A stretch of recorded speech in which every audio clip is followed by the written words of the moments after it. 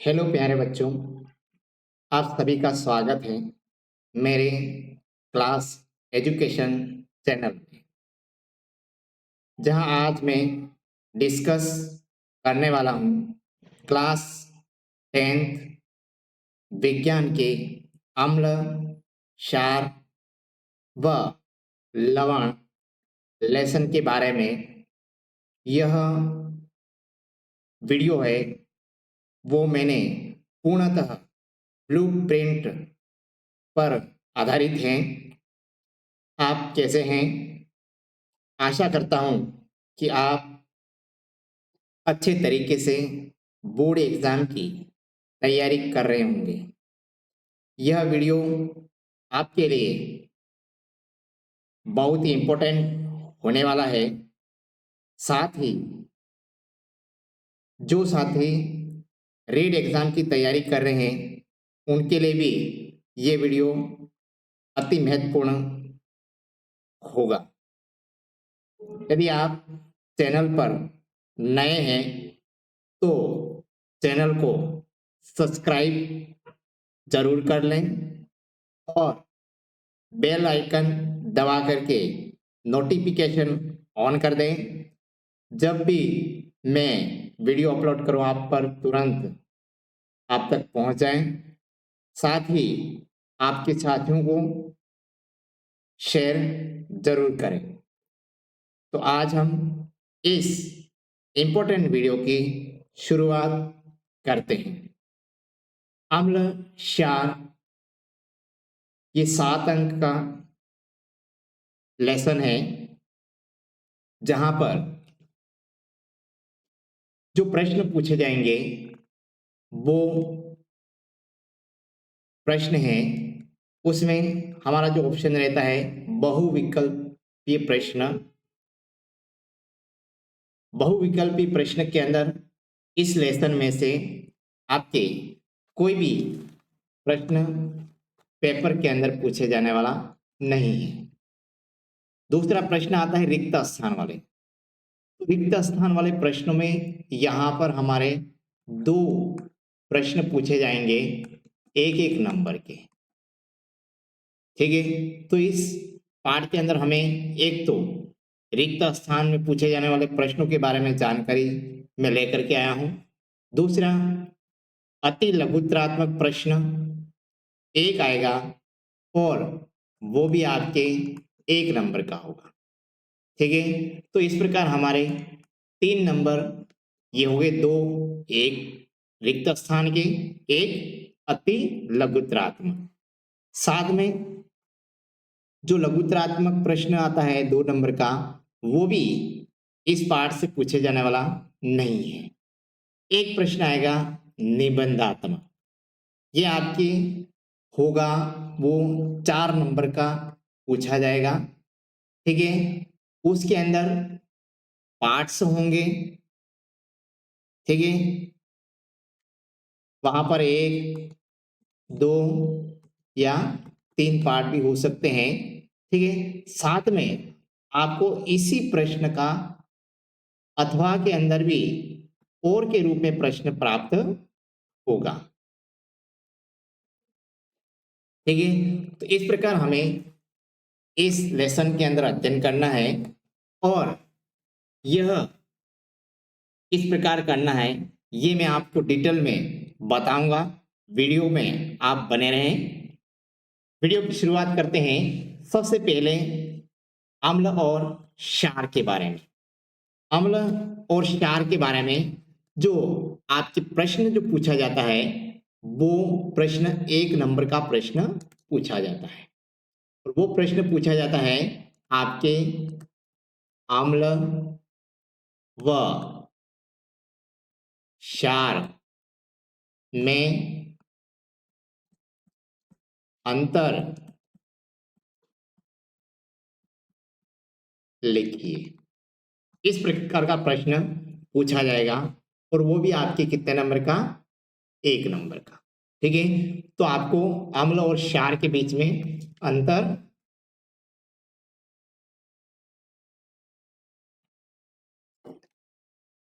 बताना है। ठीक है, तो सबसे पहले अम्ल, अम्ल होते हैं वो स्वाद में खट्टा होता है। नीले लिटमस पत्र को ये लाल कर देते हैं। ठीक है, 1 नंबर का है, आप इस प्रकार लिख सकते हैं। या आपकी जानकारी के लिए ये अम्ल विलयन में हाइड्रोजन आयन देते हैं। ठीक है, क्षार जो होते हैं वो स्वाद में कड़वा होता है। ठीक है, और ये लाल को नीला कर देता है और जल में हाइड्रोजन आयन उत्पन्न करता है। तो 1 नंबर का प्रश्न आपके यहां से बन सकता है। नेक्स्ट जो है वो है प्राकृतिक सूचक। ठीक है, प्राकृतिक सूचक के बारे में प्रश्न जो बनेगा वो प्रश्न आपके इस प्रकार बन सकता है कि किन्हीं दो प्राकृतिक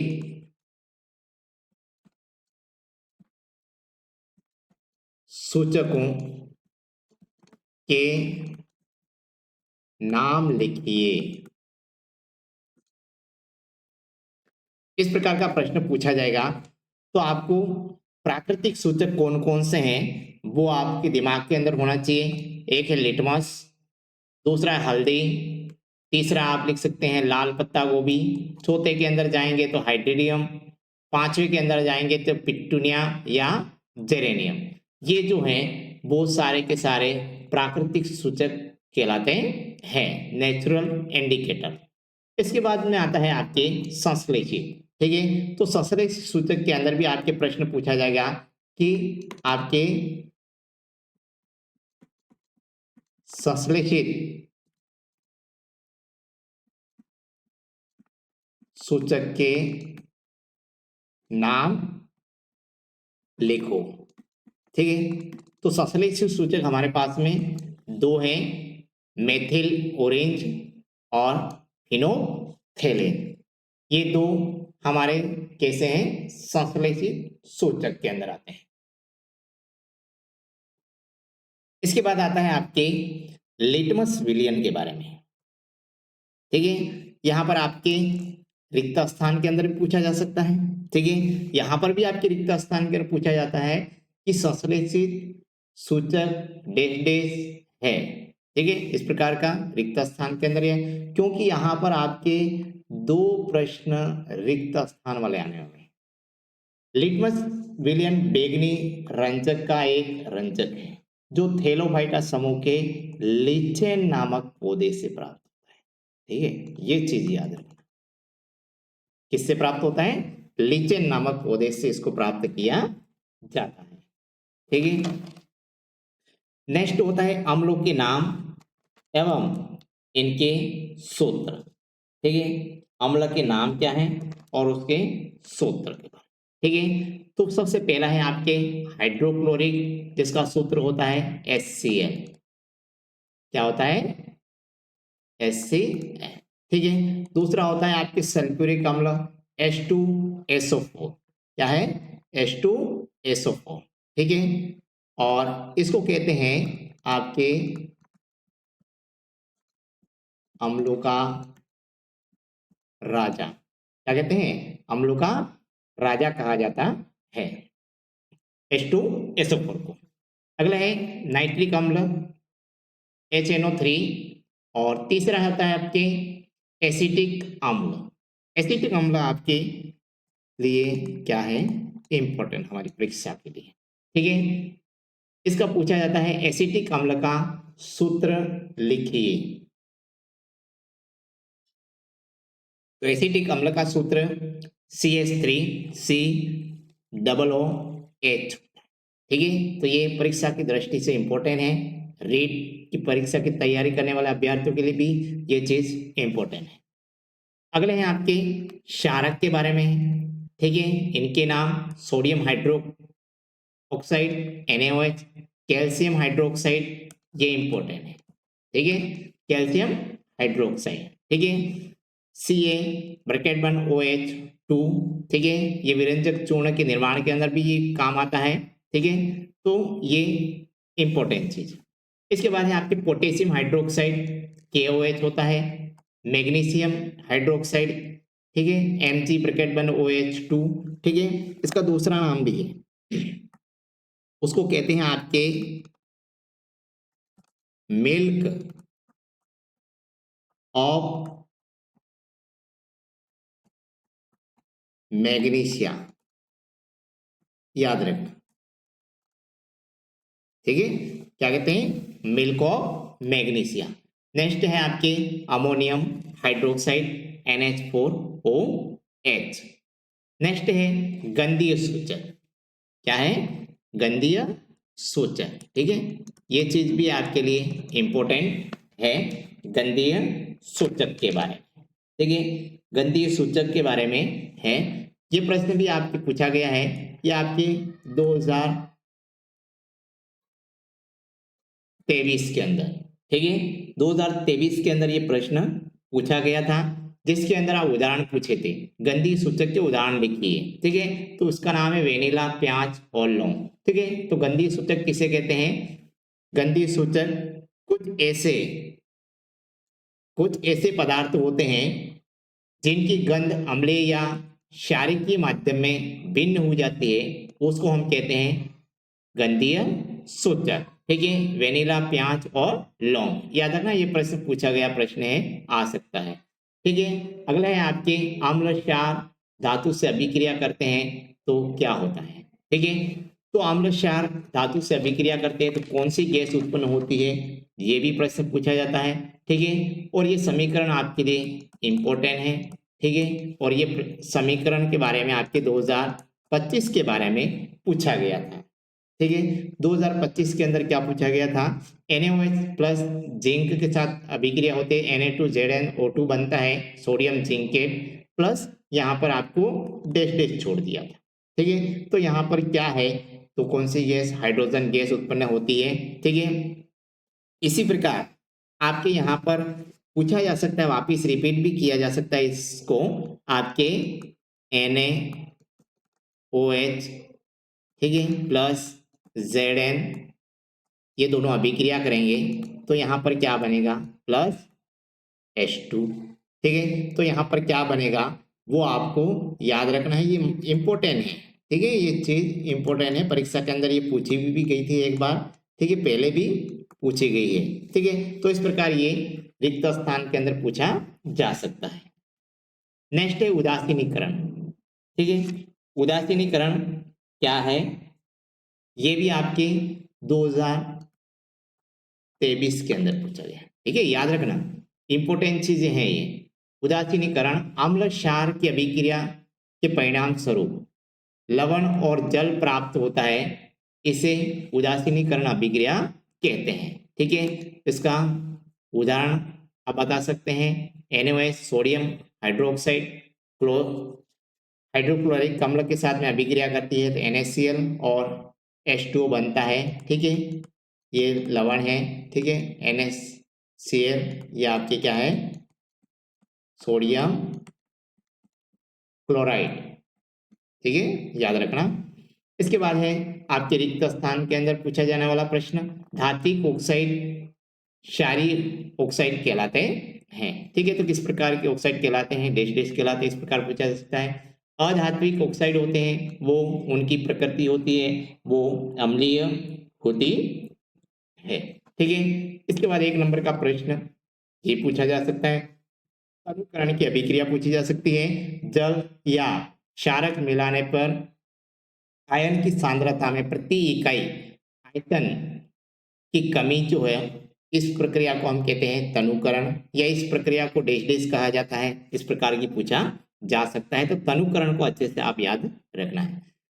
इसके बाद आपके आते हैं प्रबलताओं के बारे में, अम्ल कितने प्रबल है, कितने दुर्बल हैं, कौन से अम्ल प्रबल हैं, कौन से अम्ल दुर्बल हैं। तो सबसे अधिक प्रबल जो होते हैं वो आपके होते हैं HCl प्लस H2SO4, ठीक है, ये सबसे अधिक प्रबल हैं। और दुर्बल जो होता है वो होता है आपके CH3COOH।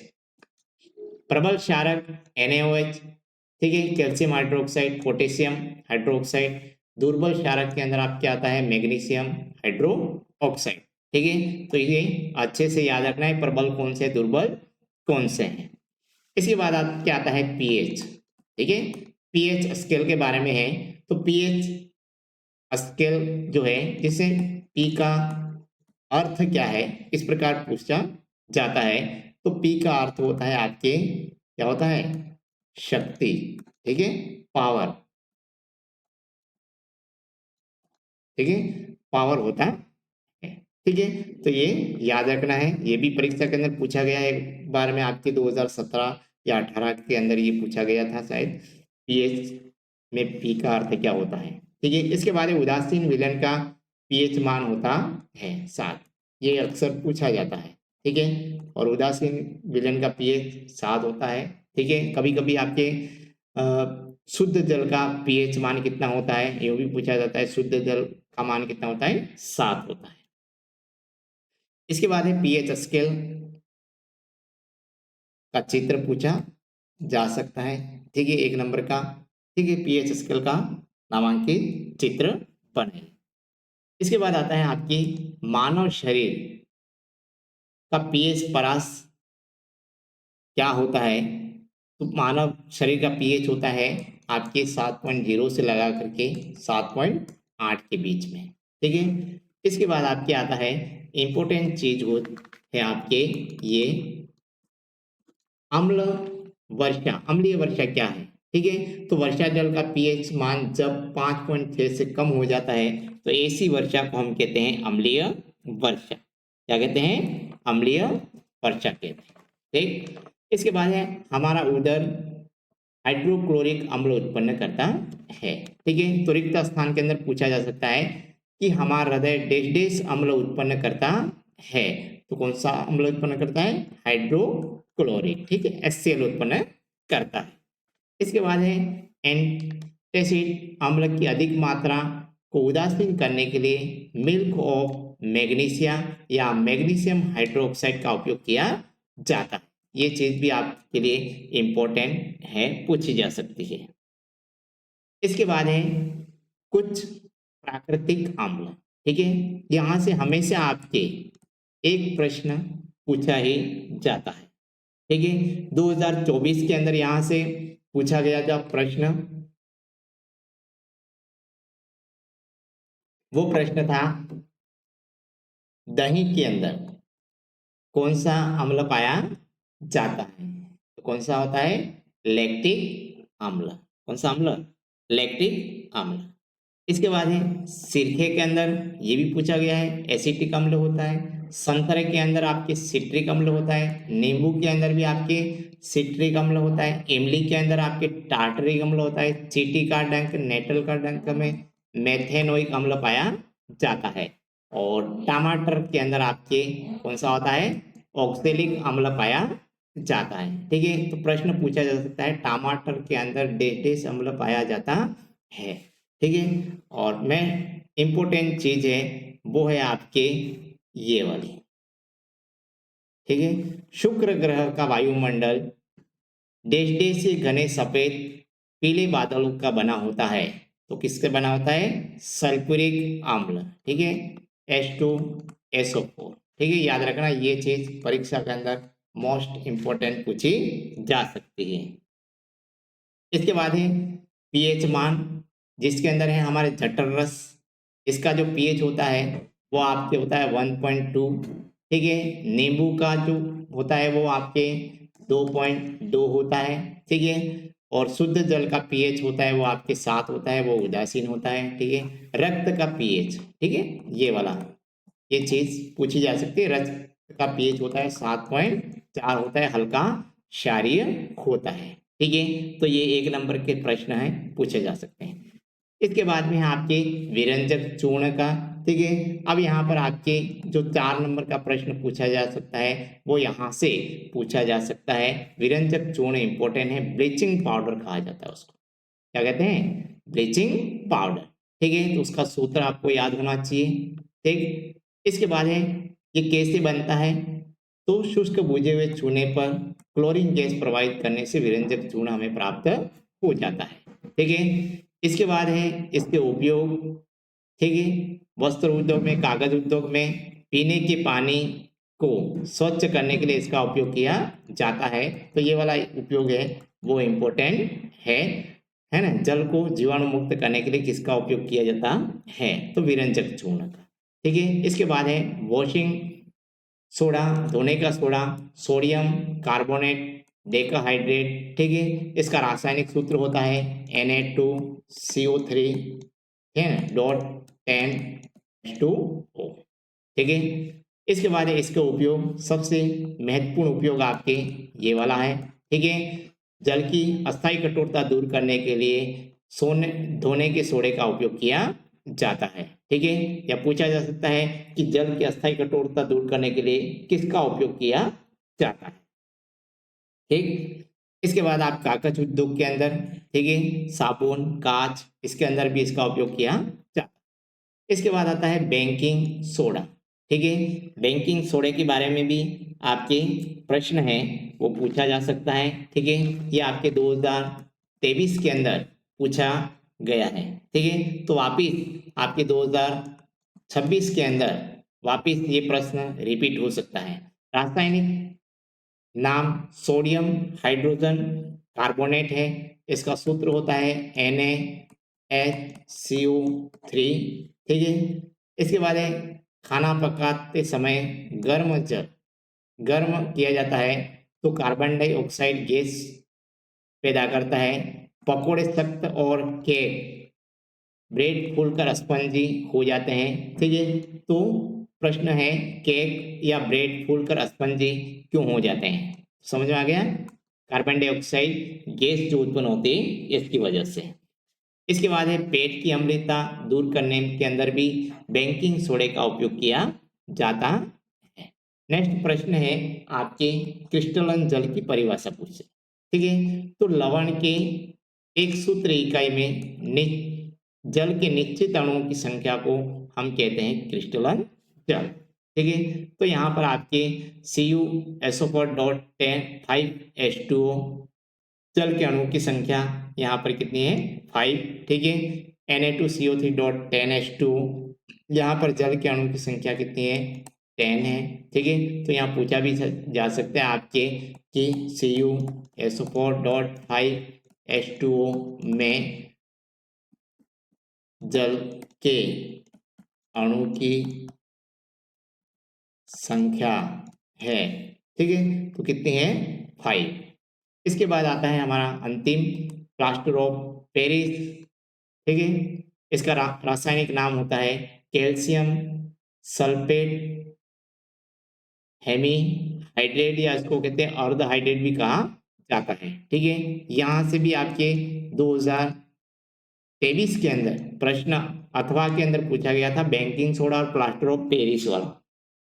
तो ये वापिस आपके रिपीट होने की संभावना है। ठीक है।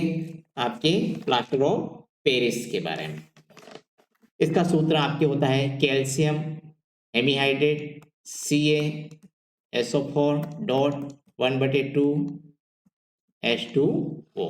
ठीक है। ये प्लास्टर ऑफ पेरिस का सूत्र है।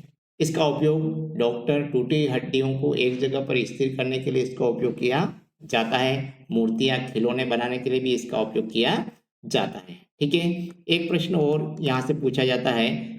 ठीक है। वो प्रश्न आपके पूछा जाता है कि जल मिलाने पर प्लास्टर ऑफ पेरिस कठोर क्यों हो जाता है। ठीक है। याद रखना, जल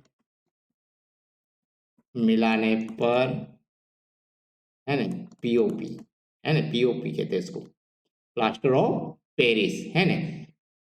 प्लास्टर ऑफ पेरिस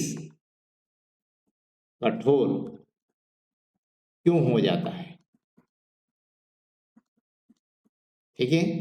उसका समीकरण, ठीक है। तो इसका समीकरण है वह आप इसको देख लेना, ये समीकरण भी पूछा जा सकता है। ठीक है। तो इस प्रकार हमारा अम्ल क्षार और लवण वाला जो पार्ट है वो हमने ब्लूप्रिंट आधारित जिस प्रकार प्रश्न पूछा जाएगा इस प्रकार पूर्णतः हमने इसका अध्ययन किया। पूर्णतः आपके 7 अंक आपको प्राप्त हो सकते हैं। वीडियो को लाइक, सब्सक्राइब और अपने दोस्तों के साथ में शेयर जरूर करना। धन्यवाद।